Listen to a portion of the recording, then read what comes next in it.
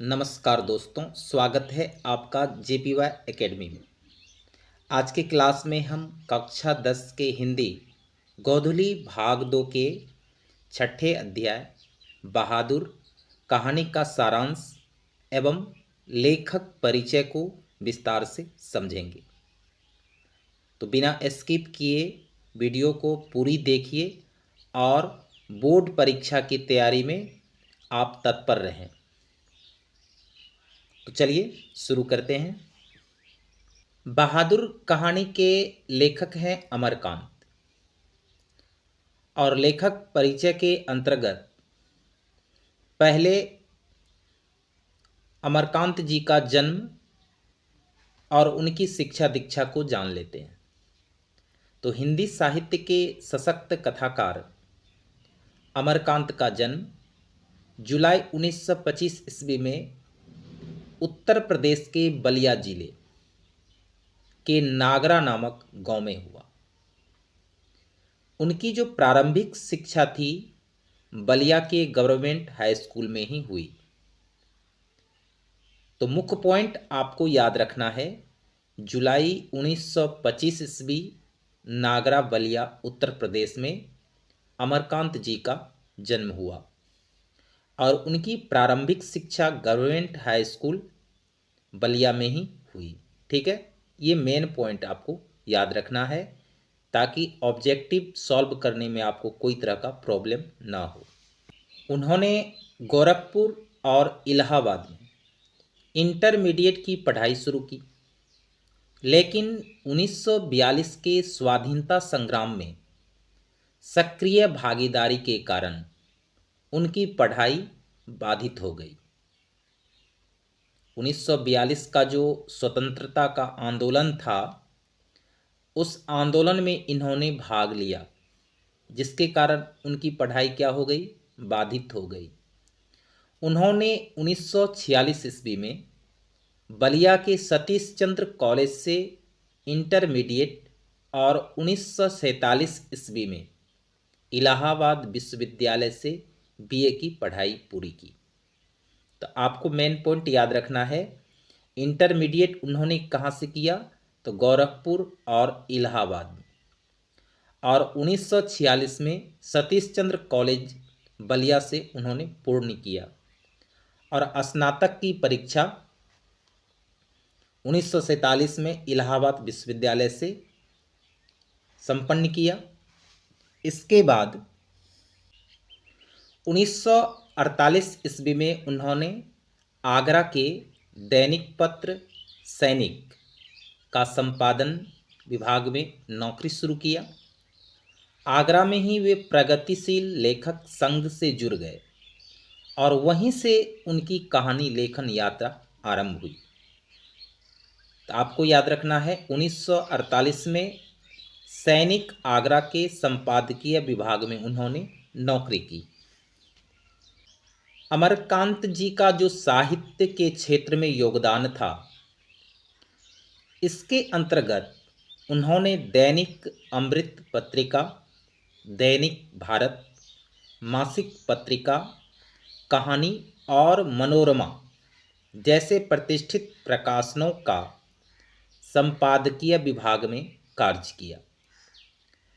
उनकी जो कहानी थी डिप्टी कलेक्टरी, अखिल भारतीय कहानी प्रतियोगिता में पुरस्कृत होकर उन्हें ख्याति दिलाई। तो अखिल भारतीय कहानी प्रतियोगिता में इस कहानी के लिए अमरकांत जी को ख्याति प्राप्त हुई, तो उसका नाम था डिप्टी कलेक्टरी। तो आपको मुख्य पॉइंट याद रखना है, अमृत पत्रिका, दैनिक भारत, कहानी और मनोरमा के संपादकीय विभागों में इन्होंने कार्य किया। कहानी जो उनके द्वारा लिखी गई थी डिप्टी कलेक्टरी, अखिल भारतीय कहानी प्रतियोगिता में इन्हें इस कहानी के लिए पुरस्कृत किया गया। उनकी जो कहानियाँ होती थी मानवीय संवेदनाओं और समाज की विसंगतियों और यथार्थ को प्रभावशाली ढंग से अभिव्यक्त करती हैं। उनके कथा साहित्य के लिए उन्हें साहित्य अकादमी पुरस्कार से सम्मानित किया गया। यानी अमरकांत जी को साहित्य अकादमी पुरस्कार से भी सम्मानित किया गया। इनकी जो रचनाएं थी, अमरकांत की जो रचनाएं थी, वह सरल और सजीव भाषा शैली में लिखी गई है, जो पाठकों को यथार्थ के करीब ले जाती है। उनकी कहानियों में सामाजिक और आर्थिक विषमताओं का चित्रण मिलता है, जिससे वे जन सामान्य के लेखक कहलाते हैं। अमरकांत जी की प्रमुख रचनाएं कहानी संग्रह में उनके पहली रचना है जिंदगी और जोंक, दूसरा देश के लोग, तीसरा मौत का नगर, चौथा मित्र मिलन और पांचवा कुहासा। उपन्यास के क्षेत्र में उनकी प्रमुख रचनाएं हैं सूखा पत्ता, आकाश पत्ती, सुखजीवी, ग्राम सेविका। ये उनके द्वारा लिखी गई उपन्यास है। और कहानी के संग्रह में उनकी जो प्रमुख रचना है वो है जिंदगी और जोंक, देश के लोग, मौत का नगर, मित्र मिलन और कुहासा। ये प्रमुख रचना आपको याद कर लेना है, क्योंकि इनसे संबंधित ऑब्जेक्टिव पूछे ही जाते हैं। ठीक है। अब पाठ का सारांश। तो यह पाठ प्रसिद्ध उपन्यासकार अमरकांत द्वारा रचित है। इसमें बहादुर नामक नेपाली लड़के के रंग रूप, स्वभाव, कर्मनिष्ठा, त्याग और स्वाभिमान का अत्यंत मार्मिक वर्णन किया गया है। लेखक ने इस पात्र के माध्यम से न केवल उसकी मेहनत और संघर्ष को उभारा है, बल्कि उसके आत्मसम्मान और व्यक्तित्व की गहराई को भी बड़ी कुशलता से चित्रित किया है। लेखक ने नेपाली लड़के बहादुर का परिचय इस रूप में दिया है कि करीब 12-13 वर्ष का उम्र का लड़का है, ठिगना जैसा चकित शरीर, गोरा रंग और चपटा मुंह। और उसके पहनावे का विवरण भी इस तरह दिया गया है कि सफ़ेद निक्कर, आधी बांह की सफ़ेद कमीज, भूरे रंग का जूता और गले में बंधा हुआ रुमाल, जो उसे स्काउट की तरह दिखाता है। परिवार के सभी सदस्य उसे पेनी दृष्टि से देख रहे थे, क्योंकि लेखक के घर में नौकर रखना अनिवार्य हो गया था। तो इसका कारण यह था कि लेखक के भाई और रिश्तेदारों के घरों में पहले से ही नौकर थे। बहादुर के पास एक भैंस थी। तो भैंस को बहादुर की माँ बहुत प्यार करती थी। मार खा खा कर भैंस बहादुर के माँ के निकट पहुंच गई। बहादुर की माँ थोड़ी दूर खेत में काम कर रही थी। भैंस को निकट पा बहादुर की माँ काफ़ी चिंतित हुई। यानी भैंस को निकट पाकर बहादुर की माँ काफ़ी चिंतित हुई। उसने सोचा, चरने वाला पशु घास चरना छोड़कर मेरे पास क्यों आएगा? जरूर बहादुर ने उसे मारा है। बहादुर की माँ गुस्से से पागल हो गई। जब बहादुर घर आया तो गुस्से में पागल माँ ने भैंस से दुगनी पिटाई उसकी कर दी। किसकी? बहादुर की। बहादुर कड़ाहते हुए धरती पर पड़ा रहा और उसकी माँ उसे कराहते छोड़कर घर लौट आई। लड़के का मन माँ से फट गया। वह रात भर जंगल में छिपा रहा। बहादुर रात भर जंगल में छिपा रहा। सवेरे होने पर वह घर आया और चुपके से घर में घुस गया। घी का हाड़िया में हाथ डालकर उसने माँ के रखे रुपये में से 2 रुपये निकाल लिया और अंत में बहादुर भाग गया। बहादुर के गांव से बस स्टैंड की दूरी 6 मील थी। वहाँ गोरखपुर जाने वाली बस भी थी। बहादुर का असली नाम था दिल बहादुर। तो गोरखपुर में बहादुर एक साहब के घर नौकरी करने लगता है। वह सदा प्रसन्न रहा करता था, सबसे मिलजुल कर रहता था। बहादुर हंसमुख और मेहनती था।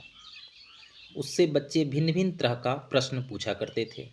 कभी पहाड़ी गाना गाने की फरमाइश किया करते थे, कभी कुछ। इस प्रकार उनके व्यवहार को देखकर साहब की जो पत्नी निर्मला थी, बहादुर से काफ़ी खुश थी। उसकी चर्चा पड़ोस की स्त्रियों से बराबर किया करती थी। बहादुर सवेरे जग जाता था, नीम के पेड़ से दातुन तोड़कर लाता था, घर आंगन की सफाई अच्छी तरह करता, अंगीठी जलाता, चाय बनाता, कपड़े धोता और बर्तन मांजता। ये सारे काम बहादुर करने लगा तो बहादुर साहब की पत्नी निर्मला की बहुत फिक्र किया करता था। बहादुर साहब की जो पत्नी निर्मला थी, उनका बहुत वो ध्यान रखता था, उनकी सेवा में सदैव तत्पर रहा करता था। बहादुर की वजह से घर के लोग आलसी हो गए। मामूली काम के लिए भी बहादुर की पुकार होने लगी। फलतः बहादुर को घर में फिरकी की तरह नाचना पड़ता था। बड़ा लड़का किशोर ने अपने सारे काम बहादुर को सौंप दिए। वह नौकर को बड़े अनुशासन में रखना चाहता था, इसलिए काम में कोई गड़बड़ी होती तो उसकी बुरी बुरी गालियां देता और मारता भी था। किसे? बहादुर को। फलतः बहादुर किशोर का काम करना बंद कर देता है, जिसके कारण क्या होता है, घर में पिटाई की वजह से बहादुर उदास रहने लगा। वह कहीं भी चुपचाप बैठा रहता, पहले वाली हंसी उसके मुखमंडल पर नहीं दिखती है। इसी बीच एक दूसरी घटना घट जाती है। लेखक के घर कोई रिश्तेदार आता है।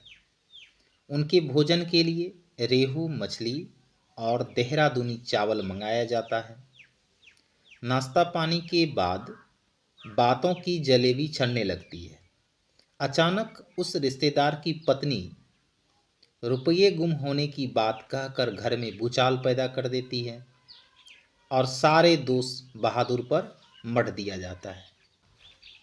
सभी ने अपने अपने ढंग से पूछा, पर बहादुर का एक भी उत्तर था नहीं, क्योंकि वह रुपये लिया ही नहीं था। फलतः उसने पुनः पिटाई शुरू कर दी। साहब एवं निर्मला ने भी थप्पड़ मारे। सभी उसके जान के पीछे पड़ गए। अतः बहादुर जान बचाकर वहां से भाग निकला। लेखक जब दफ्तर से लौटा तो घर में उदासी छाई हुई थी। निर्मला आंगन में चुपचाप सिर पर हाथ रखकर बैठी थी। आंगन गंदा पड़ा था, बर्तन बिना मले रखे हुए थे, सारा घर अस्त व्यस्त था। तो बहादुर के जाते ही सबके होश उड़ गए थे, क्योंकि सारी घर का जो क्रियाकलाप थी, काम जो था, सब अस्त व्यस्त पड़ा हुआ था। निर्मला अपनी बदकिस्मती का रोना रो रही थी। लेखक बहादुर का त्याग देखकर भौचक्का रह जाता है, क्योंकि उसने अपनी तनख्वाह, वस्त्र, बिस्तर तथा जूते सब कुछ वहीं छोड़ गया था। जिससे बहादुर के आंतरिक क्षोभ का पता चलता है, वह अंदर से कितना दुखी था। वह गरीब होते हुए भी आत्म अभिमानी था।